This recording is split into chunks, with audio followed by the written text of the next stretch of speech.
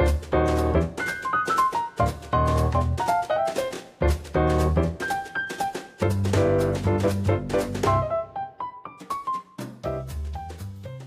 right, welcome everybody to the Betty Eats podcast. I'm so happy that you're joining us today. I have the wonderful Holly Coppedge. I'm super excited to talk to Holly. She has a blog, very successful food blog, and then she also writes a newsletter called Detour Ahead that tells a little bit about cooking in an RV as her and her husband travel. So welcome, Holly. So happy to Thank have you. you. You I you know. I've mentioned never been on a podcast before. You're my first, so thanks for having Oh, me. oh, yeah. Well, I'm excited, and it's funny. Before we came on, Holly and I were talking. Weather has kind of switched things up to where she's in the heat today, and I'm actually wearing a sweater today. So go figure that one out.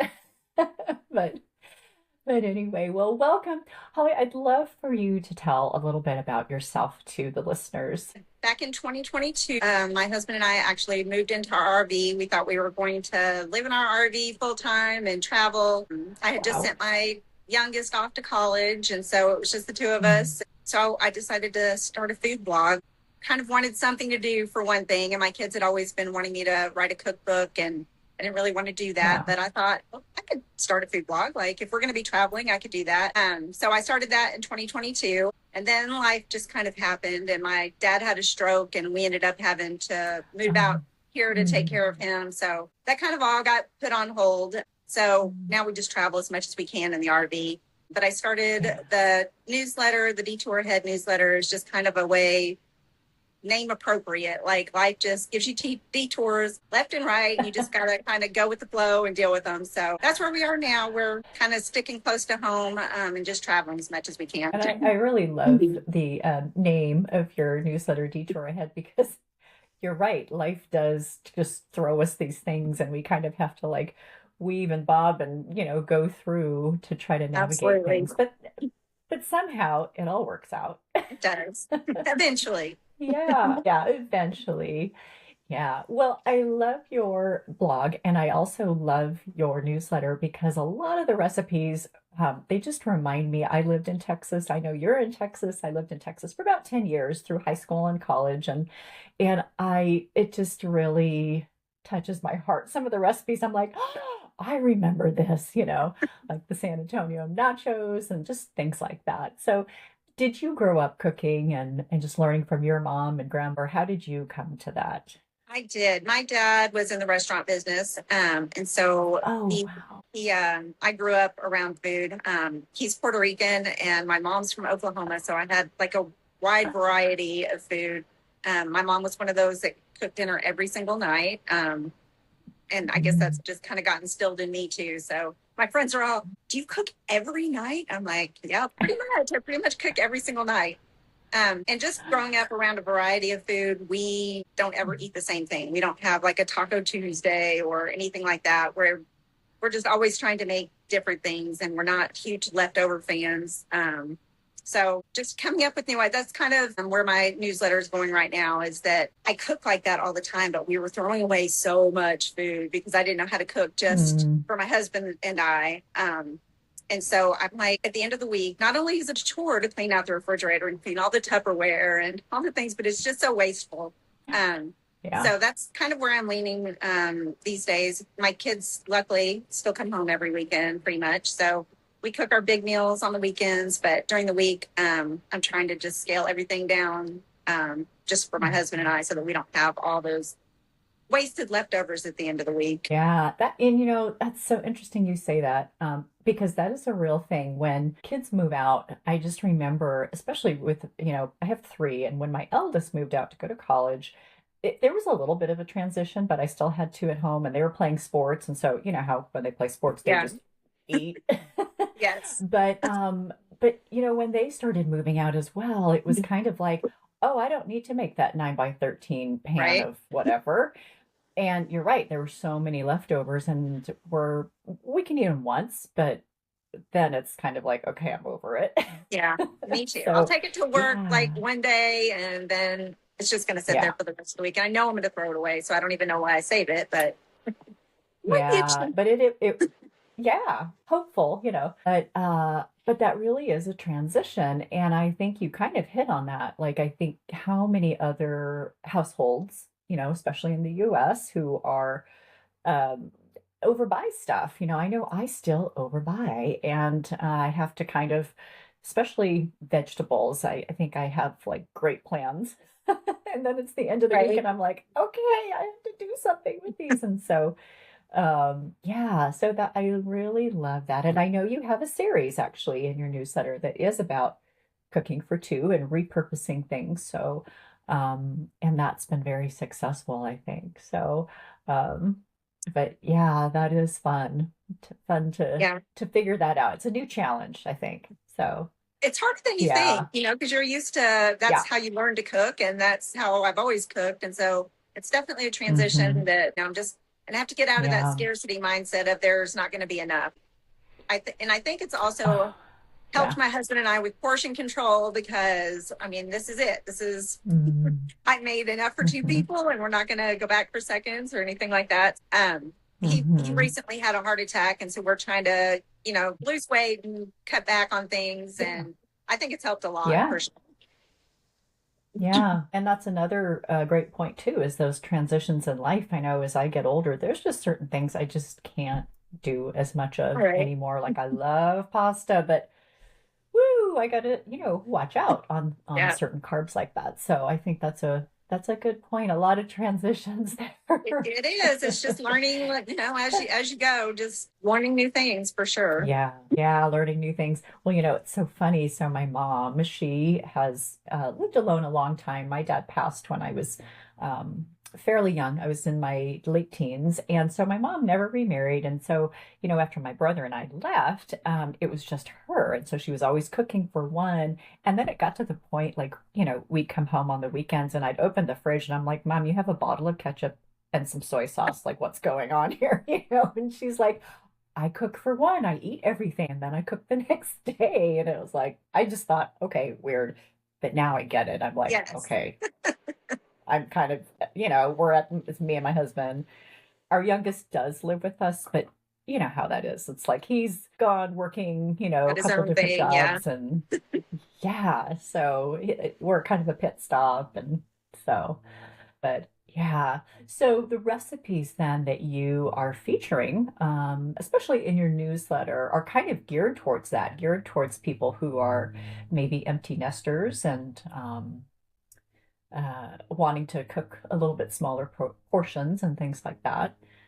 But Yeah, and I hadn't really so thought about this, but one of the readers had written it and they were newlyweds. And I'm like, I didn't even think about that. It's the same concept. It's just the two of you. yeah. So I was looking at it in an empty nester kind of way, but it's also good for Mm, people just starting out too. yeah, very true. Before the arrival of children. Yes. Yeah, yeah, it really is a different style of cooking. So that's really cool. So when you think about that and you are planning your recipes, especially for your newsletter, let's say, are you taking current recipes that you have and scaling them down, or are you just coming up with like, oh, new things, or A different little bit of both. combinations? How do you think Yeah, a little about bit of that? both. I am, the things that are on my blog are usually like family favorite kind of things. So we still want to make Hmm them. I'm just trying hmm to, scale them down for just my husband and I. hmm So I'm actually going through my blog like recipe by recipe and Oh, doing, wow. doing a for two version and a full blown Mm-hmm. version. So I'm trying to do that. And Mm-hmm. then I'm always trying new things. I always, I get inspiration from going through Substack and looking at other people's recipes that may be written for a Yeah. full household, but just trying to, figure out a way to scale them back. But my big thing is just like buying two proteins and just making those, turn into completely different meals. Like you might have, Mm-hmm. just for instance, I made a big batch of marinara sauce this week. So we made spaghetti, just regular spaghetti and meat sauce. And then we also made chicken parmesan. So there's, Oh, yeah. but I didn't make it with pasta. I put orzo in it, just trying to, mix it up so that it's not like you're eating the same thing. But I usually do like two proteins and then we usually try to eat fish once a week. So that's easy to just go hmm to the meat counter and just get a piece of fish. So, that's not as big Yeah. as buying a whole package of ground beef or chicken or anything like that. So we try to do that. Yeah, yeah, that's interesting. I know now that I'm m mainly cooking like you, just for me and my husband. We eat more fish than we did Yes. when we had our kids around. Fish is expensive, I I was know, going to say, but because I you can mean, afford even it now. yeah, yes, I find yeah. Although myself, we eat a sometimes lot of our things that we wouldn't normally make because it's too expensive to feed the whole house. My kids are always like, well, yes, why don't you make that when we're home? And I'm like, because it's too expensive. yeah. I was just gonna say that sometimes when our son is home, he'll open the fridge and he'll be like, "Oh, there's salmon." Not It's for like, you. no. Yeah. Is that something too that you feel like when your kids come back around, do you then have to like rejigger your thinking? I know like when my daughter and her husband come over, I think, okay, I'm cooking for four now. And you're going the other way, you know? So I Um, know that you have, your kids come over and they bring friends and, loved ones and things. And Usually let them plan when they're coming over. I usually tell them, okay, mm, I'm tired of thinking of what to make every night. You guys decide. So oh, that's usually how we do it on the weekends. Whatever they're in the mood for, mm, that's what we hmm do. And a lot of times they'll do a lot of the cooking, and my oldest always does the shopping for me. So it's very pleasant when they come over. wow. Nice change that I don't have to think about it. And my kids are always, they want to Wow. try the craziest things, like whatever they saw on Instagram or TikTok or whatever. They want to try it. So when mom's buying the groceries, Yeah. they're like, let's do this. So it's fun. Nice change of pace. That is fun. Yeah, that is fun. And it sounds like too, your kids are kind of adventurous eaters. Yes, they are for sure. Yeah, yeah, yeah. It's so Wasn't interesting, I always so think, to, though. oh, okay. I was going to Yeah. ask. Yeah, My oldest never, yeah. he would not eat anything except chicken nuggets, probably for the first 10 years of his life. But I don't know what happened. He just changed his mind. Well, I think too, their taste buds change over time. I Yeah. know, I mean, mine change over time too, but I think with kids, it's interesting to see like, oh, you eat that now? Right. My Yeah, youngest was not like but that. He would eat, and he'll eat anything you put in front of him from the day he was born. So they're completely different mm-hmm. in that way. But yeah, I've always tried. I always said I would not have picky children, like, but you get no control over that. Yeah, So I always true. made them try everything once. And, I never made them eat anything that they didn't want to eat, but they always had to try it. And I always just tried to introduce new Mm. foods. Even when they were growing up, we would have like ethnic nights. We would go to the Asian market and buy the craziest things we could find and come home and make something. Yeah. Or we always did Spain night or Italian night. Or so they've always kind of grown up knowing they're going to have to try new foods. So I guess it worked. But you'd go to Asian markets or an ethnic market and find fun and crazy things. Yeah, yeah, yeah. And I know that you also have in your newsletter a series where you plan and you have these beautiful menus of like, I want to say Brazilian night, and you have, all the different accoutrement for Yeah. that meal. So I'm Yes, it's guessing that fun. that was born out of that. Yeah. It was for Yeah. sure.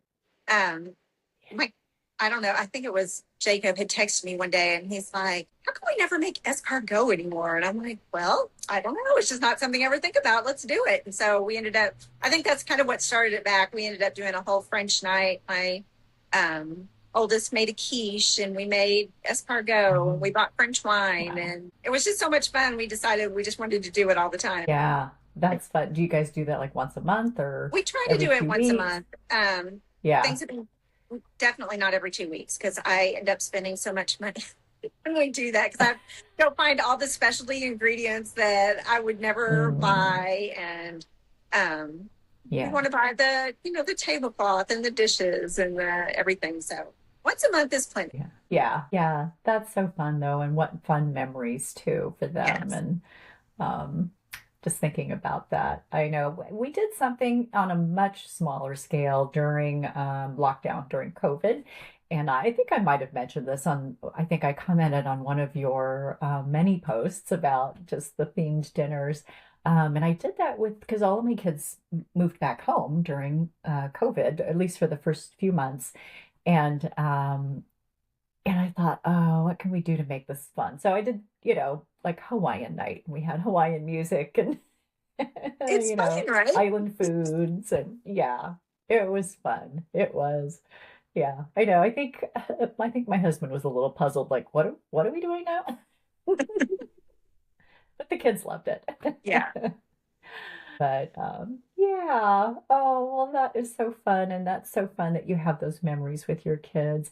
Now, did you specifically teach them certain meals before they left home, or is that something they just kind of picked up along the way? Or how did you go about that when your kids were still at home in Well, terms of surprisingly enough, the one instruction? that likes to eat everything does not like to cook. So he never cooks a meal unless he comes home on the weekends, and that's the only time he's getting a home cooked meal. Ethan Mm. is more of a he's my oldest, and he's the one that never liked anything, but now he likes to cook all the time. So that's why he wanted me to Wow, write the cookbook. So they make recipes off my blog. They'll go, that's searching for great. stuff there. But they like to be on Instagram and TikTok and everything. And Mhm. they're different than me. They don't need a written recipe. They just like get an idea. And I'm like, okay, but where's the recipe? No, you don't need a recipe. So that's pretty much how he cooks. I don't think he ever follows a recipe. He just gets Oh, ideas and inspiration wow. from TikTok. Wow. That's kind of like intuitive cooking in a way when you Yeah. think about it. Yeah. Sometimes I watch Isn't him that so like, and I'm interesting? like, oh, I don't know how that's going to turn out, but it usually turns out pretty good. My kitchen is always a complete disaster every time he comes over to cook. Like he has to pull out every pot and every ingredient and dirty every dish in the kitchen. But I'll have to take a That's picture one time hilarious. of our kitchen after one of our evenings together. It's like, oh my gosh. Luckily, my husband does the cleaning. So, Oh, that's awesome. Yeah. It's fun though. I think sometimes that's a great way to learn, because then yeah, you figure out, oh, what works and what doesn't. And so, yeah. Well, it's interesting. My eldest, he does do some cooking. I really tried to do some instruction with them before they left home, but I think sometimes only so much sticks, really. yeah. And until they have to do it on their own, then they will learn. So now I get phone calls, with my daughter, like, okay, mom, so how did you do this tuna casserole? Right. So, um, yes, and now that she's married, it's hilarious. She's like, Mom, you never told me that I'd have to cook dinner for the rest of my life every night. I'm It's like, oh, well, welcome to the real welcome to world. the, yeah, welcome to the club, honey. But I think that she has seen that example, because like you, I do pretty much cook dinner every night or assemble something every night.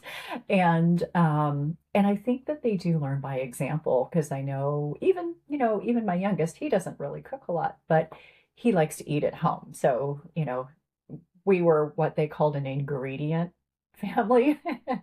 So it was always like, okay, here's the ingredients. We gotta, put this together. But I think they do. They learn by example, and it sounds like Yeah. your kids have done that as well. So yeah. Now, so I love that your kids use your blog as kind of their digital cookbook. Are you thinking about putting together a cookbook as well? Like a Not now. published It's one? Yeah. not right now. Maybe when I retire and I don't have to. It's just a lot because I still work full time, and so trying to get that all Mm-hmm. together on. But I take off on Mondays, so I do have 3 days on the weekend that I can kind of do a Yeah. blog post and put out a newsletter. But I Right. don't know. Maybe since all the work is Yeah. done already, pretty much once you get all the recipes written and stuff, it might be fun to try Mm. to put them all together. Yeah, yeah. I think about that too. I know there's several people on Substack, like Cheryl O'Connell. I mean, I think she started her newsletter as kind of a digital cookbook for her sons. She wanted them to have something to reference, when they Right. moved away to college and they use it. And so, yeah, so I think yeah, like you said, so much of the work is done. But yeah, that's exciting. Well, now, what are the things that you kind of are looking forward to this year? I know a big milestone for you. Your blog has been super successful and you've gotten on with an ad network and things like that. That's a huge accomplishment. So congratulations. That's Thank really, you. really awesome. We're all trying to get there. But what are you looking towards, I guess, the rest of this year, maybe into next year? What are some things that you are looking forward to? We are actually purchasing, leaving, we're moving away from my dad's house. He passed away, and so Mm. we're going to sell his land. And Okay. so we are Mm, purchasing another piece of property. So we're going to build a house, mm, which is very mm. exciting because I get to build everything the way I want it from the ground up. So um, Wow. Wow. I know I'm planning my kitchen. I'm just like, my husband, he's like, whatever you want in your kitchen, just this is going to be like the main thing. So I'm just picking Wow. out countertops and, just trying to decide lighting in the windows and just all kinds of stuff. So I'm Yeah. really looking forward to that. That's going to be a lot of fun, Yeah. That's like a part-time job right there. right? You know, researching and yeah, I know It, we redid a bathroom. I mean, we just redid a bathroom. We weren't building it from scratch, but it was, yeah, it was a lot of, like you said, research and choosing the right. choices. Like And there's so many choices and it's very yeah. stressful because you're stuck with it once you pick it. Like, this is it. Yeah, very true. Yeah, well, that's exciting. That's exciting that you get to build a kitchen the way you want it, you know? Right. Very exciting. So, Yeah. um, kind of, I'm just kind of looking forward to maybe, putting a studio in there where I can have, do Mm, all my filming and everything, and just hmm. better lighting and that kind of thing. But just traveling, my Yeah. husband and I want to go to Utah this year, going to Vermont. Like we just, and Oh, wow. that's a lot of the inspiration for the stuff I put on my blog too, is just traveling all over the United States and just finding, recipes that each state is known for, and then coming home and trying to Mm, replicate it. There's just so much food and so many different kinds of food out there. I just want to try them all. yeah, yeah, yeah. And I think that you really hit on something like the regional specialties and things that people areas are known for. Sometimes that gets lost, I think, in the noise of like, not to badmouth any big newspaper, but something large like LA Times or New York Times. Sometimes they can kind of set this standard or trajectory for everybody to make this, but you forget sometimes those regional dishes that maybe aren't featured in big magazines or things like that, or there's so many gems, so many Yes. gems. Yeah, that's so great that you get to see that and shop in local grocery stores. I'm sure that's a Yes. trip. Yes, it is. And just like the Have you had, farmers markets and those kinds of things, yeah. just all over the place. So, Yeah, I'm sure you've had some interesting and unique experiences with that. yes. Any stand out in your mind that you can share? Just recently we went to Fredericksburg and we went into this store that sold all kinds of Oh, different hot sauces, and I just crazy. They had oh, like a whole wow. room dedicated to these hot sauces with signs. You must be 18 to enter.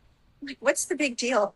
Oh, So we're watching. My husband decided he was going to try one of these hot sauces, and it was hot. Like he had to run outside to get water, and we were watching these other kids wow. in there trying it. And the tears are just pouring down their face. My youngest uh, always wants to try everything. We were sending him a video on the thing, and he's like, "Buy me a bottle. Like it's thirty Oh, dollars for this bottle of hot sauce. You oh. want to go buy 30?" So anyway, he made me buy it. We did, and we've gotten a lot of use out of it. In Not tiny amounts, I'm sure. right, are like mainly torturing each other. See who Wow. can take the most of it. Oh, Just fun wow. places like that. Yeah, That one unique. that one store has turned into like, that's what I was telling the other day. We've gotten our money's worth out of this because we've had several entertaining evenings messing with this hot sauce. Oh, wow. And that's not something that you'd find maybe in like, I don't know, soda or or, Right. not to bag on Minnesota, but, No, just but wherever, somewhere else, you might not find a giant store of hot sauces like that. right. Texas is the place, obviously. Oh, wow. Something that I do like to talk about is the kind of the rise. You talked about how your kids pull things off of, TikTok and Instagram. There's a lot of fun recipes on there, but there's also like weird, you know, AI generated or just untested recipes. And I know as a food blogger, you probably kind of battle that a little bit. I know I do. Do you have suggestions for people? Maybe because I think you and I are probably pretty good at spotting, although I still get fooled sometimes. But what do you look for when you're looking at a recipe and you want to try it and you're reading it and you're thinking, I don't know about this. What are the hallmarks? What are some of the things that you look for to ensure that that's going to be okay? I mean, just a lot of times when you're getting recipes like that, the directions just don't make sense. Ah, Being cooking your whole life, you can pretty much recognize if it calls for a tablespoon of salt or, you know, they're mm, telling you to do yeah. three things at once that you just wouldn't be able to do. And Hmm. I can kind of take that, and the idea might still be sound. You might still want to try Oh, the yeah. recipe, but just, taking the gist of it and going and making it make sense, like how to cook. So I don't know Yeah. that it's all, bad. If you can get an idea from it, then make it your own, Hmm. then and make it work for Hmm. people who wouldn't recognize something like that. Um, Hmm. I think, that's as food writers, that's what we should do. You know, give them the facts and tell them Yeah. how it should be done. Yeah. Yeah. That's a good point. That I think you're right. I think that sometimes the kind of the kernel of the idea can be good. It's just like you said, the execution or the directions are like, wait, what? They Right. might not make as much sense. So, yeah, that is good. And I know sometimes too, like with my daughter, she'll pull a lot of things off of Instagram and she'll run it by me too. She'll ask like, "Is this how this works, or is this what this means?" So, yeah, maybe verifying it with um somebody Somebody who knows. would know. Right. Yeah.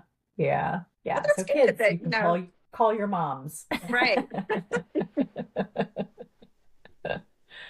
But yeah, well, that's awesome. Well, I always love when people share a tried and true recipe with listeners. And you mentioned something earlier before we got started recording, a recipe that you wanted to share with listeners. So tell us a little bit about that. So, like I said, when I was growing up, we ate all kinds of different food. My mom was from Oklahoma, so I don't know why this was Mm. her go-to meal. She used to Oh, make this chicken paprikash, and it was my favorite thing growing up, and it was the first thing I ever learned how to cook. oh, And it's something that's on my blog, and my kids ask for all the time, and they've learned how to cook. wow. And that is one of the recipes that I have had to learn to scale down for too. So I've done that on the blog as well, because my husband and I still like to eat it, even when the kids aren't here. Hmm. Yes. It's just Yeah. chicken. I Well, mean, I it's love very that. simple. It's just chicken, braised with spices, lots of paprika and onions and um, Mm. Hungarian paprika. And then Mm. it's finished off with sour cream. What could go wrong, right? Oh. It's delicious. It's easy. It hits home every single time. Oh, I love recipes like that with it just kind of bring you back like, yes, this Yes. is exactly what I needed. My mama. Yeah. Oh, I love that. I love that family connection too, that your kids learned how to make it. Like, how special is that? So that's great. Well, where can people connect with you? What are I'll put links in the show notes to everything, but what are the best places for people to reach out to you, maybe ask you a question or to find your recipes? What are those links? All right. So my blog is Entertaining the RV Life. And then my Substack is Detour Ahead.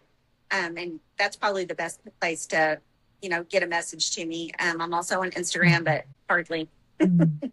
So it's hit or miss Yeah. there. But definitely on Yeah, I Substack. know I'm what you on mean. Substack every day. Okay, okay. And I will put links to those in the show notes. That way people can connect with you and follow you, subscribe to you, and ask you all kinds of questions too.